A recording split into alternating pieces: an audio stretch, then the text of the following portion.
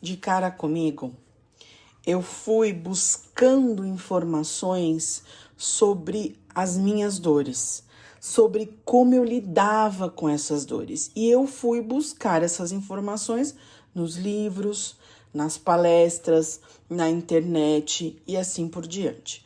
Eu comecei primeiro pelos livros, então os livros, para mim, eles têm um papel extremamente importante, inclusive porque na hora que eu estou lendo os livros, eu já comentei isso aqui no podcast, eu tenho o hábito de grifar algumas palavras, algumas frases que me chamam a atenção e às vezes fazer anotações nas laterais da folha, enfim. E hoje eu vou apresentar para vocês um outro livro que me trouxe muitos insights, muita clareza. Eu li este livro em 2008. Não, 2009, desculpa. Em 2009. Esse livro é de uma psicóloga.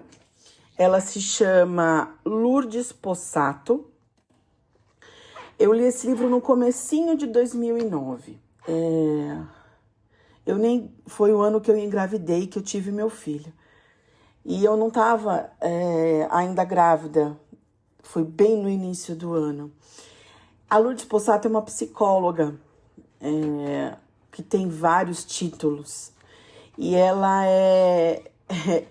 tem um jeito de escrever que é muito direto, né? Sem rodeios. Vai direto ao ponto. E eu gosto muito disso. Eu tenho mais facilidade de entender as coisas que vão direto ao ponto. E a Lourdes Possato, dentro de todos os livros que ela tem, um deles chama Em Busca da Cura Emocional. Quem me indicou esse livro foi uma amiga, chamada Valdete, que já partiu para outra dimensão. Valdete era uma estudiosa da mente humana, essa minha amiga.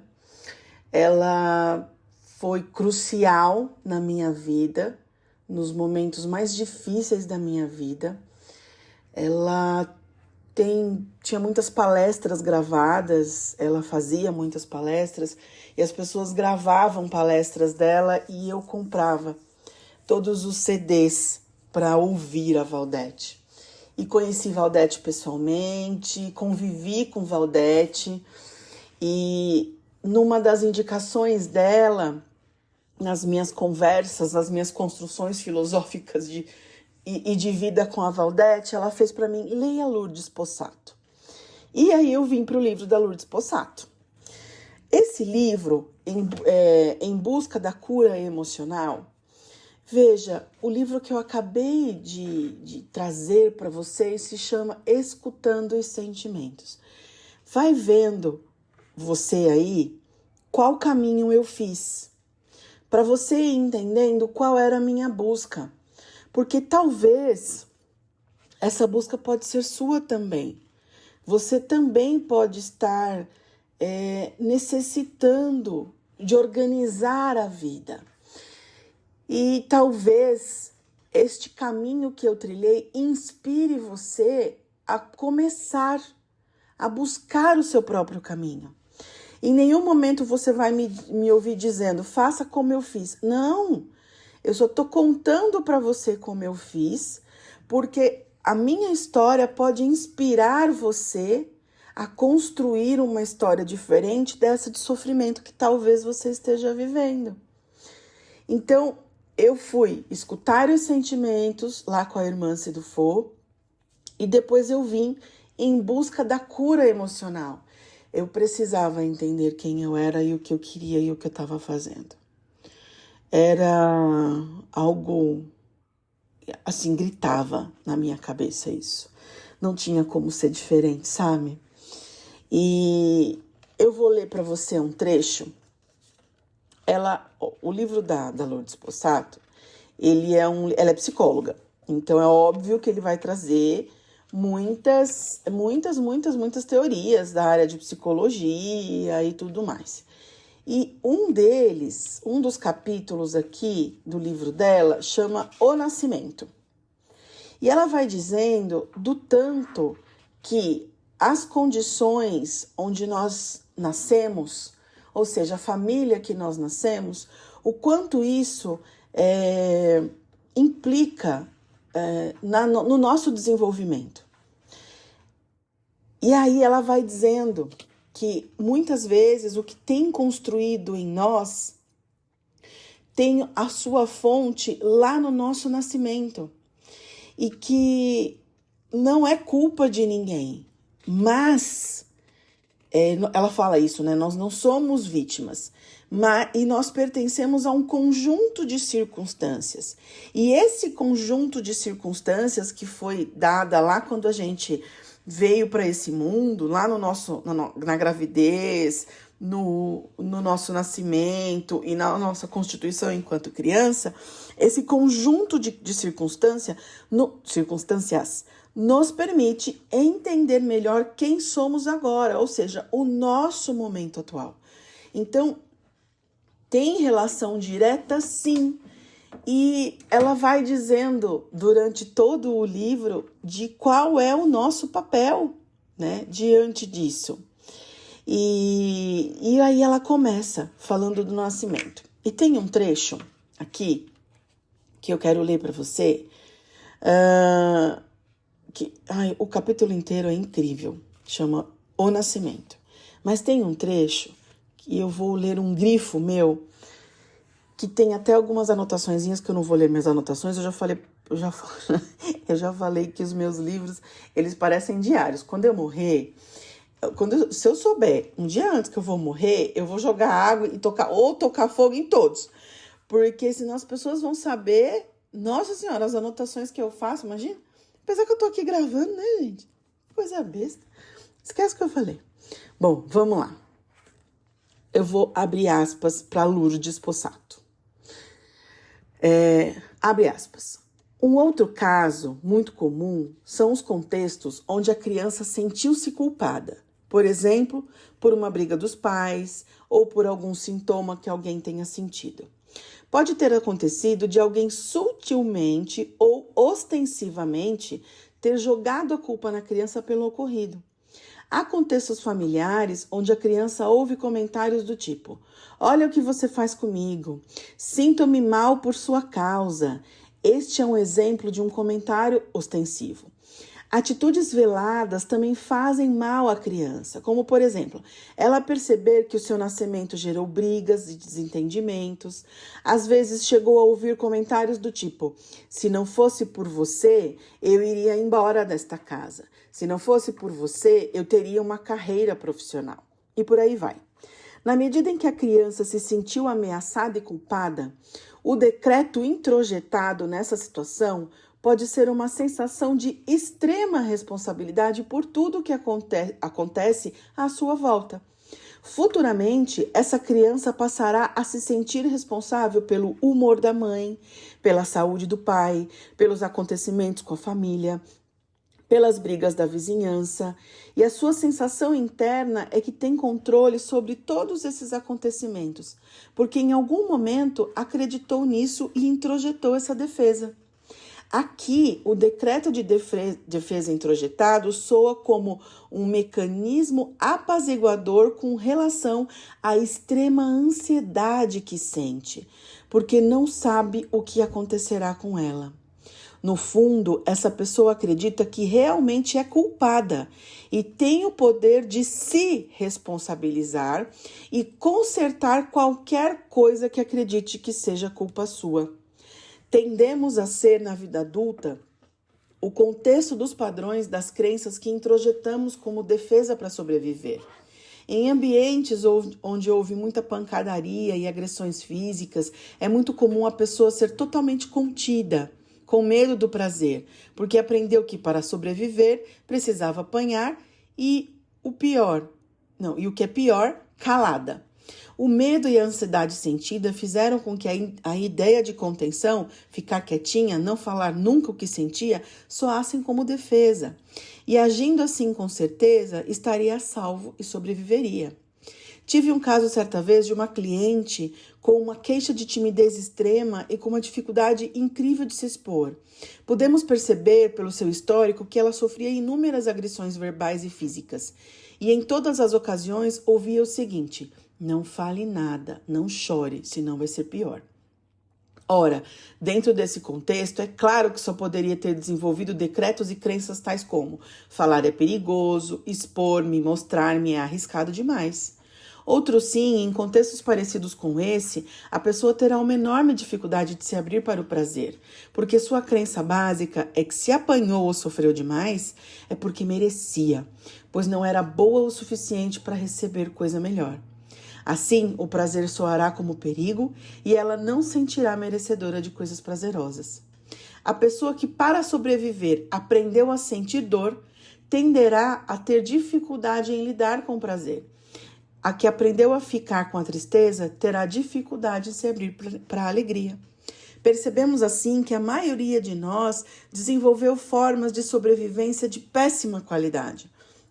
Na maioria de pessoas, crenças, decisões e decretos, abrimos mão do ser verdadeiro dentro de nós, da naturalidade do nosso sentir e reações espontâneas, e nos impusemos contextos egóicos que reforçam contextos como eu social, eu familiar, eu de acordo com o que o outro quer, eu padronizado, eu fazendo algo tipo, eu modelo de adequação e etc. Outro ponto fundamental que precisamos enfocar é a crença subliminar que todo esse contexto engloba, a conclusão fatal de que não somos bons o suficiente. Para a criança, o jeito de os pais agirem é o único modelo que ela tem. Em sua concepção, por serem adultos, estão certos. Pai e mãe são como super-heróis para as crianças. Então, ela vai acabar achando que os pais devem estar certos em agir como agem e conclui que, se eles agem certo e deveriam gostar dela na medida em que as atitudes deles mostram que não gostam dela, isso ocorre porque ela não deve ser boa o suficiente. Fecho aspas para a irmã, desculpa, para Lourdes Possato. Eu ainda tô com a cabeça lá no outro livro. Bom, gente, por que eu trouxe esse trecho? Por que esse trecho mexeu comigo? Eu já comentei que eu venho de uma família de pai e mãe, uma família estruturada. Um pai amoroso, uma mãe amorosa, um pai provedor, trabalhador, muito trabalhador, até demais. Uma mãe totalmente dedicada aos filhos e à casa. E nós, eu e os meus irmãos, vivemos com muita dignidade, né? E tínhamos muito amor. Mas eu também sempre fui uma criança muito observadora e eu sou um adulto muito observador, uma pessoa muito observadora. E por algum motivo, né, eu achei que algumas coisas que aconteceram na minha trajetória de infância eram culpa minha. Eu tive, quando eu era criança assim, de 8 anos, 9 anos, a minha mãe adoeceu. Minha mãe ficou muito doente.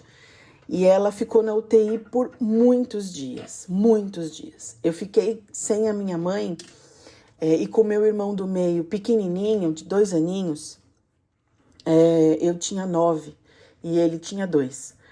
E a gente ficou sem ela em casa, né? E o meu pai trabalhando, a gente sob os cuidados da minha avó, a minha avó paterna, e das tias, né? Que ficavam ali ajudando a gente, cuidando da gente.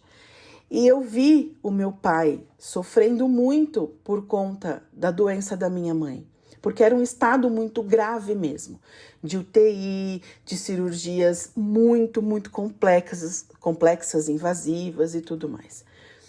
E eu senti muito medo e me senti muito culpada. Por que eu me senti culpada? Eu não sei dizer. Eu só sei que eu me senti culpada porque eu era uma menina e eu precisava seguir com a minha vida de menina, ir para a escola e coisa e tal, continuar existindo. Eu tinha que ajudar a cuidar do meu irmão menor, do meu irmão do meio, que tinha 2 aninhos na época. E eu me sentia muito culpada porque eu queria ajudar o meu pai. Eu via o meu pai totalmente preocupado por conta da gravidade da situação, o que era natural. Só que eu, como criança, não entendia, não sabia lidar com aquelas emoções. E eu acredito que o meu sentimento de culpa, o meu sentimento de ansiedade, de culpa, de medo, ele começou na minha infância, né? Esse momento, para mim, foi um marco muito forte, da ausência da minha mãe. E não foi por poucos dias, foram meses, eu acho, 2 meses da ausência dela em casa. Então, na cabeça de criança, nossa, aquilo para mim, gente do céu, era uma dor que eu não conseguia descrever, eu não conseguia nomear, eu não conseguia nada. Antes disso, eu tive outras experiências com relação à saúde das pessoas, né? Avó doente, tios alcoólatras, que eu via, né, alcoolizado muitas vezes, e por conta dessa minha curiosidade com relação às pessoas, essa minha curiosidade, esse meu instinto observador, eu percebia muitas nuances. Eu tive uma bisavó acamada, as pessoas falavam muito dela, do medo dela morrer, do medo dela estar doente. Ela era uma bisavó muito matriarca, as pessoas tinham que estar ali para servi-la, né? E essa coisa de você ter uma matriarca que exige ser servida, você fica com aquela sensação de que você nunca é boa o suficiente, porque por mais que você faça, aquilo nunca serve, nunca presta. E eu convivi com ela há alguns anos, né? E me lembro dela acamada, me lembro da briga que era entre as pessoas para cuidar dela, porque ela era muito, muito grosseira na lida com as pessoas, de muito sofrimento, uma mulher que sofreu muito e que estava transbordando muito sofrimento na vida. Então, eu tenho muito essas marcas e eu quando eu tinha 11 anos, o meu pai sofreu um acidente de queimadura muito grave, a minha mãe estava grávida do meu irmão caçula nessa época. Quem foi para o hospital com o meu pai e um vizinho, que o vizinho levou meu pai dirigindo, mas quem acompanhou da família fui eu. Eu tinha 11 anos. E eu olhava para o meu pai totalmente queimado, com queimaduras de 3º grau pelo corpo, o rosto queimado, queimaduras de 1º grau, o peito, queimaduras de 2º grau. Eu olhava para aquilo, a sensação que eu tinha é que eu ia perder meu pai ali.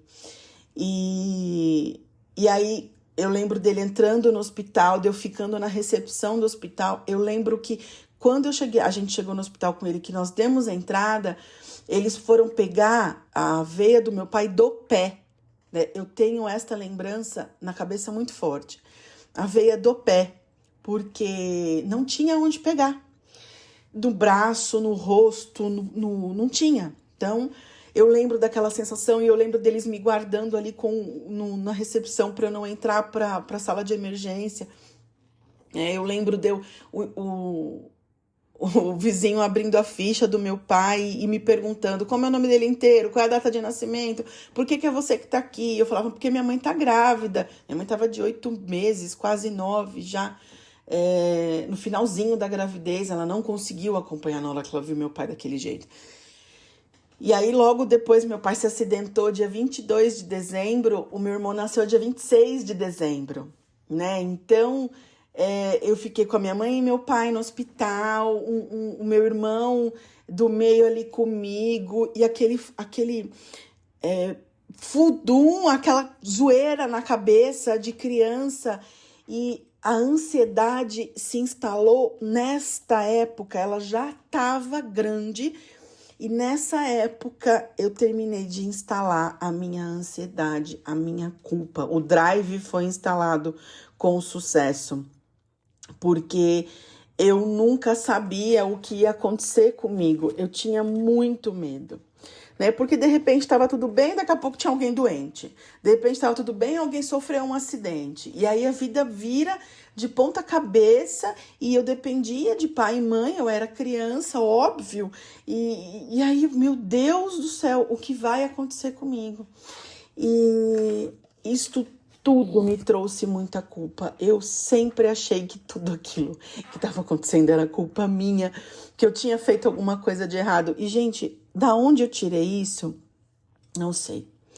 Não sei, né? São as leituras que a gente faz quando não tem elementos, né, suficientes, quando você não tem conhecimento suficiente, é a leitura torta que a gente faz das coisas, né? E eu não tinha elementos suficientes para poder dizer, olha, isso não tem nada a ver comigo, eu preciso eu sou criança, preciso ser cuidada, preservada, as coisas que acontecem com adultos não é culpa da criança, e assim por diante. Então, essa coisa toda, essa relação toda que a Lourdes Possato faz, e para antes do que eu li, tem muito mais informações falando do que a criança se sente inadequada, errada, enfim, eu sempre... Porque imagina, você criança, eu criança no caso, e aquele fuá todo acontecendo, mas eu não deixei de ser criança, então eu fazia coisas que precisavam chamar a minha atenção e coisa e tal, e eu ouvia coisas dos adultos, do tipo, você tá incomodando, você não tá vendo o que a gente tá passando um momento difícil, você não tá ajudando, então eu acredito que a culpa tenha vindo disso, né? E, gente, ninguém tem culpa de nada do que aconteceu. Mas os fatos são os fatos. E o resultado dos fatos também são os resultados. E com o que é que eu tô tendo que lidar? Desde então, nessa construção, nessa escuta dos meus sentimentos, nessa cura emocional, o que eu tô tendo que lidar desde então? Com a forma que os fatos me constituíram, com aquilo que eu tinha no momento. Então, é isso. Não tem outro lugar. É isso. E é um lugar difícil, não é um lugar fácil. Não é um lugar fácil. Eu tô comentando aqui por muito alto, né? E falando coisas muito superficialmente, porque eu nem acho que eu tenho autorização para falar dos pormenores, porque envolve outras pessoas, envolve a minha relação com outras pessoas. E esse podcast é para eu falar só de mim, né? De mim, das leituras que eu fiz de mim e do quanto eu tenho crescido com tudo isso. E olha, já deu 23 minutos desse podcast? Eu vou encerrar ele. E é isso. Até o próximo.